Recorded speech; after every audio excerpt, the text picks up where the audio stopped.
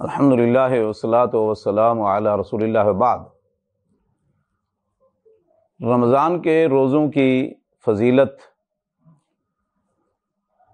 اللہ رب العزت نے اور اللہ کے رسول صلی اللہ علیہ وسلم نے روزوں کی بڑی فضیلت بیان فرمائی ہے۔ اللہ کے نبی صلی اللہ علیہ وسلم نے فرمایا، من صام للہ ایمانا واحتسابا غفر لہ ما تقدم من ذنبہ، کہ جس شخص نے اللہ کی رضا کے لیے، اللہ کی خوشنودی کے لیے ثواب کی نیت سے رمضان کے روزے رکھے اور ایمان کی حالت میں کہ وہ مسلمان تھا، تو اس کے سابقہ تمام گناہ بخش دیے جائیں گے۔ بخاری اور مسلم کی یہ حدیث ہے۔ تو اس سے ثابت ہوتا ہے کہ رمضان کے روزے سابقہ گناہوں کی بخشش کا بہت بڑا ذریعہ ہے۔ اور اسی طرح رسول اللہ صلی اللہ علیہ وسلم نے فرمایا، ابو سعید خدری رضی اللہ تعالیٰ عنہ فرماتے ہیں کہ رسول اللہ صلی اللہ علیہ وسلم نے فرمایا، من صام للہ، کہ جس شخص نے اللہ کی رضا کے لیے، اللہ کی خوشنودی کے لیے روزہ رکھا، اللہ رب العزت اس شخص کے چہرے کو، یعنی اس شخص کو جہنم سے 70 سال کی مسافت پہ دور کر دیتا ہے۔ یہ صرف اس میں شرط یہ ہے کہ وہ روزہ اللہ کی رضا کے لیے رکھ لیا جائے۔ اور اسی طرح اللہ کے نبی صلی اللہ علیہ وسلم نے فرمایا، فم الصائم اطیب عند اللہ من ریح المسک، کہ روزے دار کے منہ سے اس بھوک اور پیاس کی وجہ سے جو خوشبو آتی ہے، حمک آتی ہے، وہ اللہ رب العزت کو کستوری کی خوشبو سے بھی پسند ہے۔ اور آپ صلی اللہ علیہ وسلم نے فرمایا، للصائم فرحتان، روزہ دار کو 2 خوشیاں نصیب ہوتی ہیں۔ ایک خوشی اسے نصیب ہوتی ہے کہ جب وہ روزہ افطار کرتا ہے تو اسے خوشی نصیب ہوتی ہے، اور دوسری خوشی اسے نصیب ہوگی جب اس کی ملاقات اپنے خالق، اپنے مالک، اپنے رازق رب العالمین سے ہوگی کل قیامت کے دن، تو اسے انتہائی خوشی ہوگی۔ تو یہ 2 خوشیاں روزہ دار کی مقدر ہیں۔ اور اسی طرح آپ صلی اللہ علیہ وسلم نے فرمایا، حدیث قدسی ہے کہ اللہ فرماتے ہیں کہ الصوم لی وانا اجزی بہ، کہ روزہ میرے لیے ہے اور میں ہی اس کا بدلہ اور اس کی جزا اور اس کا صلہ دوں گا۔ حالانکہ ساری عبادات اللہ رب العزت کے لیے ہیں، سب کا مستحق اللہ رب العزت ہے، خواہ وہ عبادات مالی ہوں، قولی ہوں، فعلی ہوں، بدنی ہوں، روحانی ہوں، تمام کی تمام عبادات اللہ کے لیے ہیں۔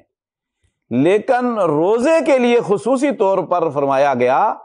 اس لیے کہ باقی جتنی عبادات ہیں، مثلا نماز ہے، حج ہے، عمرہ ہے، صدقہ خیرات ہے، قرآن کریم کی تلاوت ہے، جہاد فی سبیل اللہ ہے، دیگر حقوق ہیں، وہ سب لوگوں کو نظر آتے ہیں، معاشرے میں ہر ایک کو نظر آتے ہیں۔ لیکن روزہ ایک ایسی عبادت ہے کہ جس کا تعلق روزے دار اور اس کے خالق کے ساتھ ہے، کے درمیان ہے، اور کسی کو اس کا علم نہیں ہوتا۔ یہ ایک مخفی عبادت ہے کہ اگر کوئی شخص گھر کے اندر وہ کھا لیتا ہے، پی لیتا ہے، یا چھپ کر کھا پی لیتا ہے، تو کوئی دیکھنے والا نہیں سوائے ایک اللہ کے۔ اس کے باوجود یہ آدمی رب کی رضا کے لیے صبح سے شام تلک یہ بھوکا پیاسا رہتا ہے اور مشقتیں اور تکلیفیں برداشت کرتا ہے، تو اللہ فرماتے ہیں کہ یہ روزہ میرے لیے تھا، میں اس کی جزا اور بدلہ دوں گا۔ یعنی اس کا اتنا بڑا اجر ہے کہ وہ اجر اللہ رب العزت فرشتوں کے سپرد نہیں کر رہے، بلکہ اس کا اجر خود خالق کائنات، مالک ارض و سما دیں گے۔ قرآن حکیم میں اللہ رب العزت ایک دوسرے مقام پہ ارشاد فرماتے ہیں کہ صبر کرنے والوں کے لیے بے حساب اجر و ثواب ہے۔ صبر کرنے والوں کے لیے ان گنت اجر و ثواب ہے۔ تو روزہ دراصل صبر کا نام ہے، اس لیے اس کا اجر بھی بغیر حساب کتاب کے، بغیر کسی کیلکولیشن کے ہے۔ اور اللہ کے نبی صلی اللہ علیہ وسلم نے فرمایا کہ ان رمضان والقرآن یشفعان للعبد، کہ کل قیامت کا دن ہوگا، محشر کا میدان ہوگا، سورج انتہائی قریب ہوگا، اور نفسا نفسی کا عالم ہوگا، ہر شخص کو اپنی پریشانی ہوگی۔ ایسی کیفیت میں روزے دار کا روزہ اللہ رب العزت کے حضور سفارش کی وہ اتھارٹی اللہ رب العزت سے طلب کرے گا، توفیق مانگے گا اور کہے گا اے ربی منعتہ الطعام والشہوات فشفعنی فیہ، اے اللہ اس بندے کو کھانے پینے اور خواہشات کی تکمیل سے میں نے روکے رکھا تھا، اس کو کوئی رکاوٹ نہیں تھی، میری وجہ سے یہ آدمی ان تمام خواہشات کی تکمیل سے رکا رہا، فشفعنی فیہ، لہذا مجھے سفارش کی توفیق عطا فرما، مجھے قوت گویائی کی ہمت عطا فرما۔ اور اسی طرح اللہ کے نبی صلی اللہ علیہ وسلم نے فرمایا والقرآن، قرآن کریم بھی کل قیامت کے دن اللہ رب العزت کے حضور یہی سفارش کی توفیق مانگے گا کہ اللہ یہ بندہ میری تلاوت کیا کرتا تھا، مجھے پڑھتا تھا، قیام اللیل میں میری تلاوت کرتا تھا، تلاوت اور تہجد میں تراویح میں یہ تلاوت کیا کرتا تھا، یہ کھڑا رہتا تھا، یہ بیٹھے ہوئے تلاوت کرتا رہتا تھا، اور اپنے ضروریات کے کاموں کو چھوڑ کر میرے ساتھ اس کا تعلق مضبوط تھا، شفعنی فیہ، میری بھی سفارش قبول کر۔ رسول اللہ صلی اللہ علیہ وسلم فرمایا فیشفعان، اس رمضان اور قرآن کریم کو دونوں کو سفارش کرنے کی ہمت توفیق اللہ رب العزت عطا فرمائیں گے، اور اس طرح یہ آدمی جو ہے یہ ان تکلیفوں سے، مشقت سے، مشکلات سے بچ کر اللہ کی رحمت کے سائے میں آ جائے گا۔ تو یہ روزے کا ایک بہت بڑا فائدہ ہے کہ کل قیامت کے دن جب نفس و نفسی کا عالم ہوگا تو یہ روزہ سفارش کرنے کے لیے آ جائے گا۔ اور اسی طرح رسول اللہ صلی اللہ علیہ وسلم نے روزے کی بے شمار فضیلتیں بیان فرمائی ہیں۔ معاذ بن جبل رضی اللہ تعالیٰ فرماتے ہیں کہ ایک موقع پر رسول اللہ صلی اللہ علیہ وسلم نے فرمایا کہ کفارۃ الرجل فی دینہ واہلہ ومالہ وجیرانہ فتنۃ الرجل، کہ آدمی بعض اوقات پڑوسیوں کی وجہ سے، اپنے مال کی وجہ سے، اولاد کی وجہ سے، معاملات کی وجہ سے فتنوں میں مبتلا ہوتا ہے، آزمائش میں مبتلا ہو جاتا ہے، اور قدم قدم پر آدمی کی آزمائشیں ہو رہی ہوتی ہیں، امتحانات ہو رہے ہوتے ہیں۔ تو ان آزمائشوں سے، ان فتنوں سے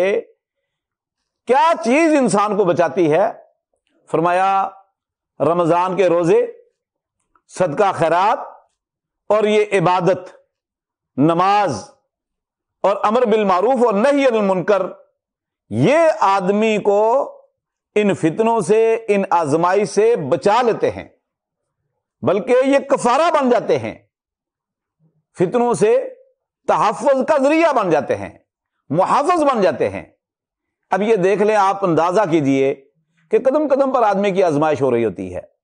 بعض اوقات معاشرے میں، پڑوسیوں کی طرف سے، دیگر معاملات میں۔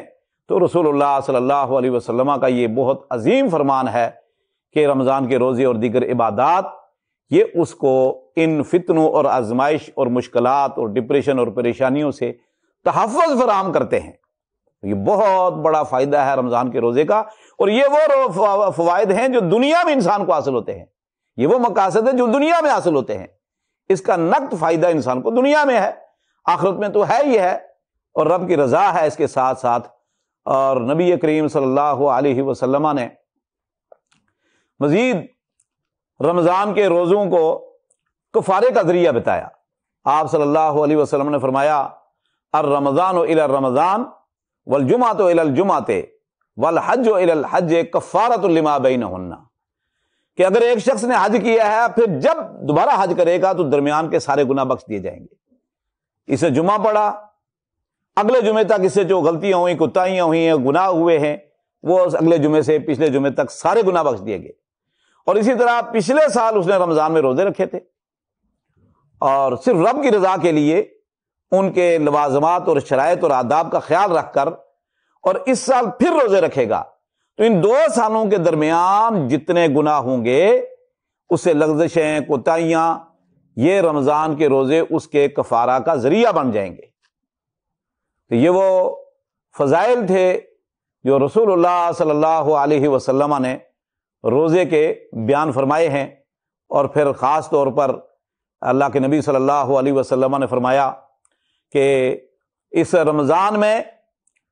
رحمتوں کے دروازے کھل جاتے ہیں، جنت کے دروازے کھول دیے جاتے ہیں، جہنم کے دروازے بند کر دیے جاتے ہیں، اور بڑے بڑے سرکش شیطانوں کو پابند سلاسل کر دیا جاتا ہے تاکہ وہ لوگوں کو ورغلائے نہیں، وسوسے نہ ڈالے۔ اب اس میں ایک یہ سوال پیدا ہوتا ہے کہ کچھ لوگ یہ کہتے ہیں کہ دیکھنے میں یہ آیا ہے کہ جیسے کچھ لوگ رمضان سے قبل گناہ کر رہے ہوتے ہیں، نافرمانیاں کر رہے ہوتے ہیں، ملاوٹ ہے، دھوکہ ہے، جھوٹ ہے، بے شمار گناہ ہیں، اور شیطان ان کو وسوسے میں ڈالتا ہے، تو رمضان میں بھی وہ اسی طرح انہیں کاموں میں مشغول رہتے ہیں، اور وہ تسلسل جاری رہتا ہے، گناہوں کا، نافرمانیوں کا، بغاوتوں کا تسلسل جاری رہتا ہے۔ حالانکہ رسول اللہ صلی اللہ علیہ وسلم نے فرمایا کہ شیطان پابند سلاسل کر دیے جاتے ہیں، تو ایسے آدمی کو تو فائدہ نہیں ہوتا، تو کہاں شیطان بند ہوا؟ اکثر لوگوں کو یہ ایک اعتراض یا اشکال استفسار کرتے ہوئے پایا گیا ہے۔ تو اس میں سب سے پہلی بات تو یہ ہے کہ رسول اللہ صلی اللہ علیہ وسلم نے فرمایا کہ سفیدت مرادت الشیاطین، اور سلسلت بھی آتا ہے کہ بڑے بڑے سرکش شیطانوں کو پابند سلاسل کر دیا جاتا ہے، ان کو جکڑ لیا جاتا ہے، گرفتار کر لیا جاتا ہے۔ جو چھوٹے شیطان ہیں تو وہ تو آزاد ہیں۔ تو پہلی بات یہ ہے۔ دوسری بات یہ ہے کہ بعض اوقات کوئی آدمی گناہ کرتا ہے، نافرمانی کرتا ہے، بغاوت پہ اتراتا ہے، تو وہ گناہ اس کی فطرت میں، اس کی عادت میں، اس کی روٹین میں شامل ہو جاتا ہے۔ وہ شخص آہستہ آہستہ گناہ کرتے کرتے گناہ کا خوگر اور گناہ کا عادی ہو جاتا ہے، گناہ اس کی عادت اور روٹین بن جاتا ہے۔ اب وہ اگر گناہ شیطان اس کو چھوڑ بھی دے تو شیطان 11 مہینے میں اس کو ایسی لائن پر لگا دیتا ہے، ایسے ٹریک پر چڑھا دیتا ہے کہ وہ عادی ہو جاتا ہے۔ اب شیطان چھوڑ بھی جائے تو وہ آدمی اگر اللہ کی رحمت اس کو اپنی آغوش میں نہ لے، اگر اللہ رب العزت اسے اپنے خاص بندوں میں شامل نہ کرے اور اللہ توفیق نہ دے، تو پھر شیطان کے چھوڑنے کے باوجود بھی وہ آدمی گناہ کرتا رہتا ہے، کیونکہ گناہ اس کی روٹین بن گیا ہے۔ میں اس کی ایک مثال آپ کو دیتا ہوں۔ مثال کے طور پر کئی بعض اوقات دیکھا جاتا ہے کہ آدمی کو کوئی بیماری لگ جاتی ہے، کوئی بھی بیماری ہے، نزلہ ہے، زکام ہے، بخار ہے، کوئی اور ڈپریشن ہے، ٹینشن ہے، شوگر ہے،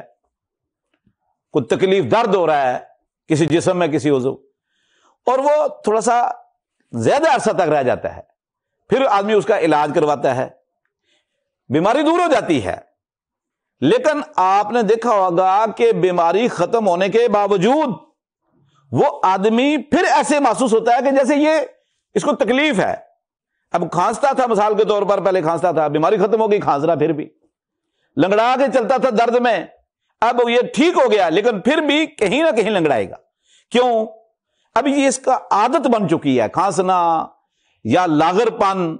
یا کوئی بھی جو بیماری اس کو چھوڑ چکی، وہ آہستہ آہستہ آہستہ آہستہ اس روٹین سے باہر آئے گا۔ تو یہ گویا کہ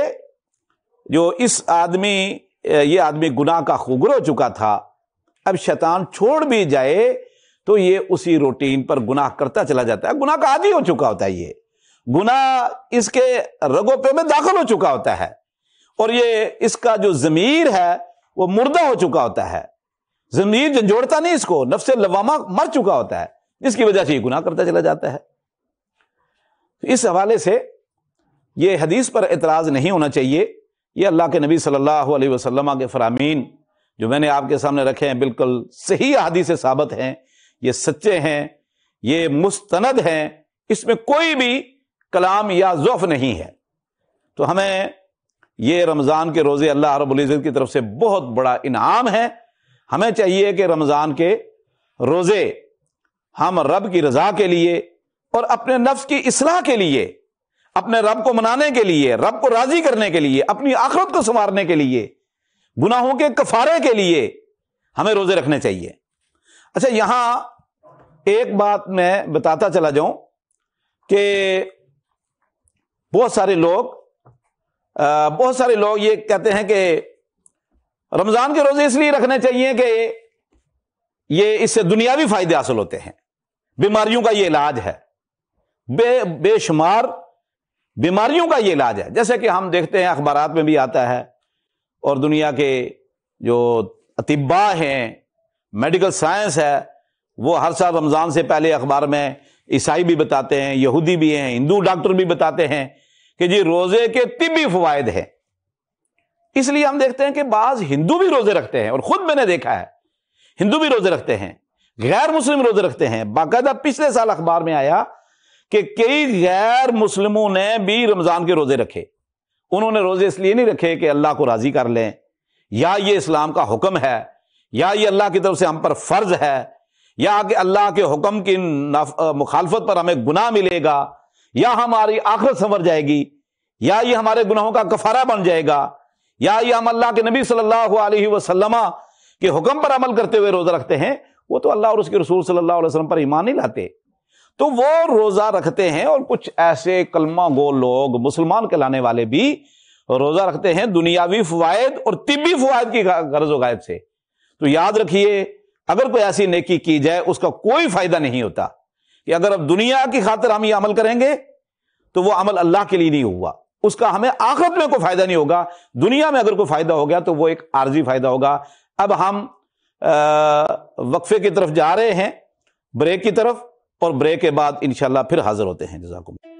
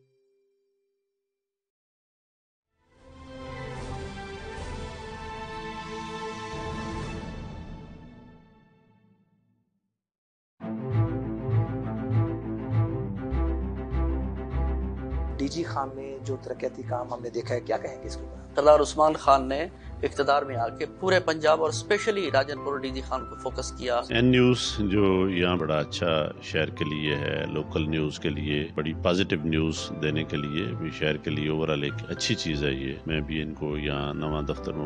بنانے پہ مبارکباد پیش کرتا ہوں۔ بی ایم پی کے ساتھ مل کے ہم نے ایک آپریشن بھی کی، اور کچھ اور بھی ہمیں انٹیلیجنس بھی وہاں سے ملی ہے۔ انشاءاللہ اس پہ کام جاری ہے۔ جی بالکل، اس ٹائم ہم موجود ہیں ڈیرہ غازی خان پل ڈاٹ کے اوپر۔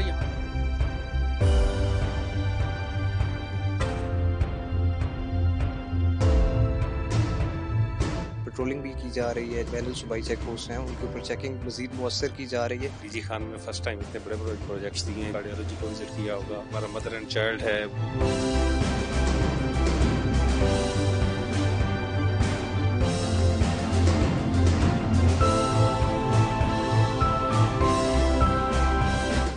شکریہ ادا کرتا ہوں این ٹی وی کا، اور میرے خیال میں ابھی انیشیل ڈیز ہے کہ آپ یہاں تشریف لائے، تو خوشی کی بات ہے۔ میں آپ کے ادارے این نیوز کی بہت شکر گزار ہوں۔ اس سلسلے میں سب سے پہلے تو آپ کا شکریہ ادا کرتا ہوں کہ آپ نے مجھے اس پہ کچھ کہنے کا موقع دیا۔ بہت شکریہ سب سے پہلے تو این نیوز کا کہ انہوں نے یہاں پہ اپنا اسٹوڈیو ڈی جی خان میں بنایا۔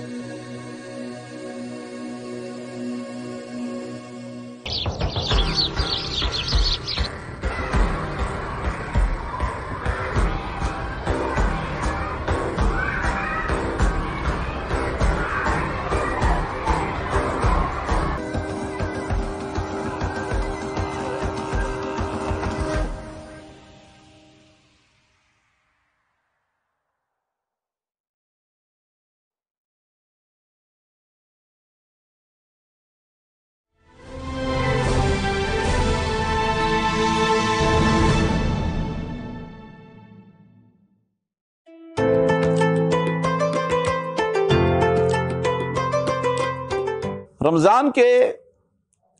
روزوں کی فضیلت کے حوالے سے آپ نے کتاب و سنت کی روشنی میں گفتگو و سماعت کی ہے۔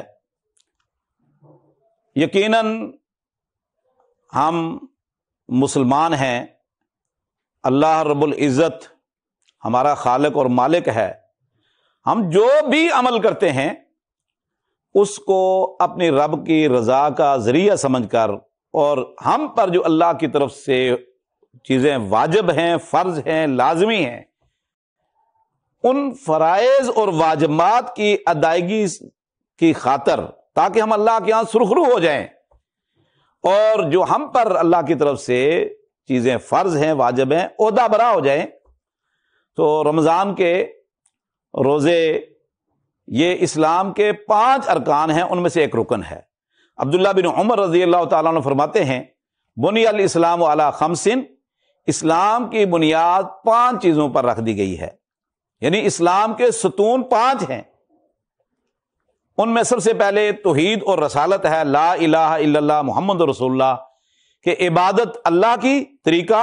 رسول اللہ کا، یہ پہلا رکن ہے۔ اور دوسرا رکن ہے نماز، اور تیسرا ہے رمضان کے روزے، اور چوتھا ہے کہ جب کسی آدمی کے پاس مال ہو، نصاب پورا ہو، سال پورا ہو جائے، تو اس پر زکوٰۃ کی ادائیگی بھی فرض ہے۔ اور اسی طرح حج بھی، من استطاع وللہ علی الناس حج البیت من استطاع الیہ سبیلا، اگر وہ استطاعت رکھتا ہے بیت اللہ پہنچنے کی، اس پر حج بھی فرض ہو جائے گا۔ تو یہ اسلام کے 5 ستون ہیں۔ اس سے ثابت ہوتا ہے کہ اگر کوئی ایک ستون بھی گرا دیا جائے تو اسلام کی بلڈنگ نامکمل ہوگی، بلکہ منہدم ہو سکتی ہے۔ تو اس لیے رمضان کے روزے ہم پر اللہ کی طرف سے فرض ہیں، اور خود قرآن کریم میں اللہ رب العزت نے اس کی فرضیت کے متعلق بڑے پیار کے ساتھ، محبت کے ساتھ، شفقت کے ساتھ ہمیں آگاہ فرمایا ہے۔ فرمایا یا ایھا الذین آمنوا کتب علیکم الصیام کما کتب علی الذین من قبلکم لعلکم تتقون، اے ایمان والو تم پر روزے فرض کر دیے گئے ہیں، کتب علیکم لکھ دیے گئے ہیں، لازم قرار دیے گئے ہیں، جس طرح آپ سے پہلے لوگوں پر فرض تھے، تاکہ تم متقی بن جاؤ۔ تو یہ رمضان کے روزے ہم پر فرض ہیں، اور اس کے اوقات، اس کے آداب، اس کے لوازمات اور اس کی شروط، یہ سب قرآن کریم میں کچھ اللہ رب العزت نے بتا دیے ہیں، کچھ نبی کریم صلی اللہ علیہ وسلم نے بتلا دی ہیں۔ اور رمضان کے جو روزے ہیں، یہ رمضان کا چاند نظر آتے ہی یہ روزے فرض ہو جاتے ہیں، اور رمضان شوال کا چاند نظر آتے ہی ختم ہو جاتے ہیں۔ اب روزوں کی فرضیت کس شخص پر ہے، یہ ایک سوال ہے۔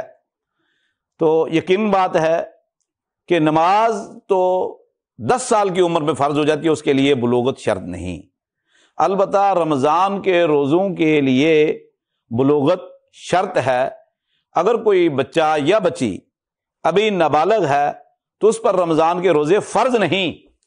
لازم نہیں، یعنی اگر وہ رمضان کے روزے نہیں رکھتا تو وہ گناہگار نہیں ہوتا، مجرم نہیں ٹھہرے گا، اس سے بارز پرس نہیں اللہ کے ہاں، کیونکہ رسول اللہ صلی اللہ علیہ وسلم نے فرمایا کہ رفع الاقلام عن ثلاث، ان 3 آدمیوں سے قلم اٹھا لیا گیا، ان کا کوئی محاسبہ نہیں، کوئی مواخذہ نہیں، یہ مکلف نہیں ہے۔ ان میں سے ایک بچہ ہے حتیٰ یحتلم، یہاں تک کہ وہ بالغ ہو جائے، اور ایک ہے سویا ہوا یہاں تک کہ وہ بیدار ہو جائے، اور تیسرا ہے مجنون یا پاگل، جنون کی کیفیت میں حتیٰ کہ وہ افاقے میں آ جائے۔ تو بچے سے بھی قلم اٹھا لیا گیا ہے۔ تو اگر کوئی شخص مرد اور عورت بالغ ہے، صحت مند ہے، مقیم ہے، تو اس پر رمضان کے روزے فرض ہوں گے۔ تو اس سے ثابت ہوتا ہے، کیونکہ قرآن کریم میں اللہ رب العزت نے فرمایا فمن کان منکم مریضا او علی سفر فعدۃ من ایام اخر، کہ آپ میں سے جو شخص بیمار ہو یا سفر پر ہو تو وہ رمضان کے روزے چھوڑ دے،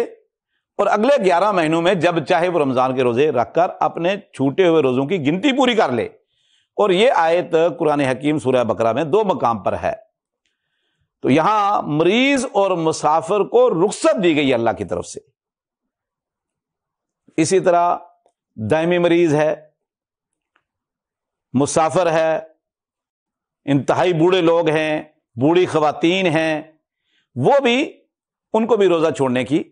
اجازت ہے۔ تو اس کے علاوہ صحت مند، بالغ، عاقل، مسلمان مرد عورت، مقیم، صحت مند پر رمضان کے روزے فرض ہیں۔ اب مرض کس حد تک ہو، جو قرآن کریم میں اللہ نے فرمایا فمن کان منکم مریضا او علی سفر، تو اگر کوئی ڈاکٹر یا طبیب یا حکیم کہہ دیتا ہے کہ بھئی آپ کے لیے روزہ مشقت کا سبب ہے، یا بیماری میں اضافے کا سبب ہے، یا اس سے آپ کی تکلیف بڑھ سکتی ہے، یا آپ کے علاج میں یہ رکاوٹ ہے، تو ایسی صورت میں ایسے مریض، وہ عارضی مریض ہو یا دائمی مریض ہو، اسے روزہ چھوڑنے کی اجازت ہے۔ اس کے علاوہ کسی بھی مرد خاتون کو جس میں روزے کی وجوب اور فرضیت کی شرائط پوری ہیں، اس کو روزہ چھوڑنے کی اجازت نہیں ہے، اور ایسی کیفیت میں روزہ چھوڑنا، روزہ ترک کرنا، یہ اللہ کے احکام کی بغاوت ہے، اللہ کو ناراض کرنے کا سبب ہے، اور یہ فرض کا ترک ہے جس پر کل قیامت کے دنیا میں بھی مواخذہ ہوتا ہے، اللہ بھی کل قیامت کے دن بھی مواخذہ ہوگا، اور اللہ رب العزت بھی ناراض ہوتا ہے۔ رسول اللہ صلی اللہ علیہ وسلم کی ایک بڑی طویل حدیث کتب احادیث میں صحیح سند کے ساتھ موجود ہے، علامہ البانی نے صحیح جامع صغیر میں سلسلہ حدیث صحیحہ میں نقل کی ہے، اور امام بہقی نے سنن کبریٰ میں بہقی میں نقل کی صحیح سند کے ساتھ۔ طویل حدیث ہے کہ اللہ کے نبی صلی اللہ علیہ وسلم فرماتے ہیں میں رات کو سویا اور 2 آدمی خواب میں میرے پاس آتے ہیں، اور غالباً جبرائیل اور میکائیل تھے، اور دونوں آپ صلی اللہ علیہ وسلم کے بازو سے پکڑتے ہیں اور آپ کو لے جاتے ہیں کہیں۔ اب اس میں کئی مراحل سے اللہ کے نبی صلی اللہ علیہ وسلم گزرے ہیں، جبرائیل علیہ السلام اور میکائیل کی معیت میں کئی مقام سے گزرے ہیں، بہت سارے منظر دیکھے ہیں، جنتی بھی دیکھے، جہنمی بھی دیکھے، جنت بھی دیکھی، جہنم بھی دیکھی، سود خوروں کا انجام، زنا کرنے والے مرد عورتوں کا انجام، اور دیگر بے شمار۔ تو ایک موقع پر اللہ کے نبی صلی اللہ علیہ وسلم نے فرماتے ہیں کہ مجھے یہ دونوں لے کر گئے، اور میں نے دیکھا کہ کچھ لوگوں کو ان کے ٹخنوں سے ان کو باندھا گیا ہے، ٹخنوں سے ان کو باندھا گیا ہے، اور ان کو الٹا لٹکایا ہوا ہے، یعنی ٹانگیں ان کی اوپر ہیں اور سر ان کا نیچے لٹک رہا ہے، اور ان کے جبڑے جو ہے وہ چھید دیے گئے ہیں، اور ان میں سے خون بہ رہا ہے، جبڑوں میں سے خون بہ رہا ہے۔ تو میں نے ان دونوں سے پوچھا کہ یہ کون لوگ ہیں؟ تو جبرائیل علیہ السلام غالباً تھے وہ دونوں، انہوں نے ان میں سے کسی ایک نے بتایا کہ ہؤلاء الذین یفطرون الصوم قبل تحلتہ، یہ وہ لوگ ہیں جو روزے کو وقت سے پہلے چھوڑ دیتے تھے، یعنی روزہ خور ہیں۔ یہ لوگ وہ ہیں جو بظاہر گھر والوں کے ساتھ یا دوست احباب کے ساتھ یا مجلس میں سحری کھا لیتے تھے، لیکن چوری چھپے پھر روزہ توڑ دیتے تھے، روزہ خور ہیں۔ ان کا یہ انجام ہے، بدترین انجام ہے کہ ان کو ٹخنوں سے، دونوں پاؤں کے ٹخنوں سے باندھا گیا ہے، الٹا لٹکایا گیا ہے، جبڑے چیر دیے گئے ہیں اور مسلسل خون بہ رہا ہے۔ تو رسول اللہ صلی اللہ علیہ وسلم نے پوچھا کہ یہ کب تک ہوتا رہے گا؟ فرمایا جب تک اللہ تعالیٰ چاہتا ہے ان کے ساتھ یہی کچھ ہوتا رہے گا۔ تو یہ روزہ خوروں کا کوئی اچھا انجام نہیں۔ تو ہمیں چاہیے کہ اپنی رب کی رضا کے لیے، رب کے احکام پر لبیک کہتے ہوئے، عمل کرتے ہوئے ہم اللہ کے مقرب اور نیک بندوں میں سے بن جائیں۔ اور خاص طور پر ایک حدیث آپ نے سنی ہوگی، وہ بیان کر دیتا ہوں کہ رسول اللہ صلی اللہ علیہ وسلم ایک مرتبہ خطبہ جمعہ ارشاد فرمانے کے لیے ممبر پر تشریف لے گئے۔ آپ نے پہلے زینے پر پاؤں رکھا، آمین کہا، دوسرے زینے پر پاؤں رکھا، آمین کہا، تیسرے زینے پر پاؤں رکھا، آمین کہا۔ اب صحابہ کرام رضوان اللہ علیہم اجمعین بڑے متعجب اور حیرت زدہ ہوئے کہ آج خلاف معمول ہمارے سید الانبیاء، امام الانبیاء، قائد، رہبر و رہنما محمد رسول اللہ صلی اللہ علیہ وسلم نے خلاف معمول آمین آمین آمین کہا اور ہم نے سنا کچھ بھی نہیں۔ پوچھا رسول اللہ صلی اللہ علیہ وسلم سے کہ اللہ کے رسول کیا معاملہ تھا؟ تو آپ نے فرمایا کہ جب میں نے پاؤں رکھا پہلے اور دوسرے اور تیسرے زینے پر تو سید الملائکہ جبریل علیہ السلام آ گئے اور انہوں نے آ کر کہا کہ جس شخص نے، جس مرد اور عورت نے اپنے ماں باپ کو بڑھاپے میں پا لیا، یعنی اس کی زندگی میں، اس کے ہوش و حواس میں اس کے ماں اور باپ دونوں یا ان میں سے کوئی ایک زندہ تھا، اور یہ ان کی خدمت کر کے، حسن سلوک کر کے، ان کو خوش کر کے، ان کے مسائل کو حل کر کے جنت نہ پا سکا، بلکہ ان کی نافرمانی کرتا رہا، بدسلوکی کرتا رہا، بد اخلاقی سے پیش آتا رہا، نافرمانی کرتا رہا، ان کو تنگ کرتا رہا، ان کو ستاتا رہا، اور حتیٰ کہ وہ دونوں یا دونوں میں سے کوئی ایک وہ فوت ہو گئے تو فرمایا رغم انف امرین، اس کی ناک خاک آلودہ ہو جائے۔ اور ایک دوسری روایت میں ہے جبریل علیہ السلام نے فرمایا ویل، ہلاکت ہو، تباہی و بربادی ہو اس شخص کے لیے۔ اور ایک روایت میں ہے ابعد اللہ ہو، اللہ رب العزت اس کو اپنے سے، اپنی رحمت سے اور اپنی بخشش سے اور اپنی جنت سے اس کو دور کر دے۔ یہ جبریل علیہ السلام نے اس شخص کے خلاف دعا کی اور سید الملائکہ، سید الرسل نے آمین کہا۔ فرمایا کہ ایک موقع پر جبریل علیہ السلام نے فرمایا کہ جس شخص کے سامنے وہ مرد یا عورت آپ کا نام لیا گیا اور اس نے درود نہیں پڑھا، یعنی صلی اللہ علیہ وسلم نہیں کہا، اس کی ناک خاک آلودہ ہو، اس کے لیے ویل ہے، اس کے لیے دوری ہے۔ تو اللہ کے نبی صلی اللہ علیہ وسلم نے آمین کہا۔ اور ایک موقع پر جبریل علیہ السلام نے فرمایا کہ جو شخص رمضان کے مہینے میں زندہ تھا، صحت مند تھا، مقیم تھا، کوئی شرعی عذر نہیں تھا، اور اس رمضان میں اپنے گناہوں کی بخشش نہ کروا سکا، گناہوں سے اپنے آپ کو دھو نہ سکا، رب کے قریب نہ ہو سکا، جیسے رمضان سے پہلے تھا ایسے رمضان آیا، انہی گناہوں میں، نافرمانیوں میں اور انہی مستیوں میں رہا اور روزے نہیں رکھے، حتیٰ کہ رمضان کا مہینہ گزر گیا، تو ایسے شخص کے لیے بدبختی ہے، ویل، ہلاکت ہے، بربادی ہے، اس کی ناک خاک آلودہ ہو، یہ اللہ کی بخشش اور رحمت سے اور دور ہو، جنت سے دور ہو۔ بد دعا کرنے والے سید الملائکہ ہیں، جبریل علیہ السلام ہیں، اور آمین کہنے والے سید الرسل ہیں، امام الانبیاء ہیں، محمد رسول اللہ صلی اللہ علیہ وسلم ہیں۔ اب آپ یہاں 1 منٹ کے لیے ہم ہر شخص اپنے گریبان میں جھانکے غور و فکر کرے کہ آج اکثر لوگ یہ کہتے ہوئے سنائی دیتے ہیں یا وہ ہمیں نظر آتے ہیں، شکوہ کناں ہیں کہ دیکھیں جی بیماریوں نے ڈیرے ڈالے ہوئے ہیں، ہم آزمائشوں میں ہیں، ہم فلاں میں ہیں، ہم پریشانیوں میں ہیں، تو آخر وجہ کیا ہے؟ تو وہ حقیقت کی طرف نہیں دیکھتے۔ اس کی کئی وجوہات ہو سکتی ہیں، اس میں ایک وجہ یہ بھی ہو سکتی ہے کہ رمضان کے روزے اس پر فرض تھے، جیسے قرآن کریم میں اللہ فرماتے ہیں فمن شہد منکم الشہر فلیصمہ، جو رمضان کے مہینے میں آپ میں سے زندہ ہو، موجود ہو، صحت مند ہو، مقیم ہو، رمضان کے روزے فرض ہوں، فلیصمہ، اسے رمضان کے روزے رکھنے چاہیے، اس پر فرض ہیں، لازمی ہیں۔ اور اگر اس نے نہیں رکھے، فرض تھے اور رمضان کے روزے وہ روزہ خوری کرتا رہا، رب کی نافرمانی کرتا رہا، رمضان کے مہینے کی حرمت کو پامال کرتا رہا اور پان کھا کے پچکاریاں مارتا رہا اور سرے عام اسلام کی دھجیوں کو اٹھاتا رہا، تو اگر جبریل علیہ السلام نے اس شخص کے خلاف جو بددعا کی ہے اور سید الملائکہ نے بددعا کی اور سید الانبیاء نے آمین کہی، میں سمجھتا ہوں یقیناً یہ شخص اس مصیبت کے زد میں،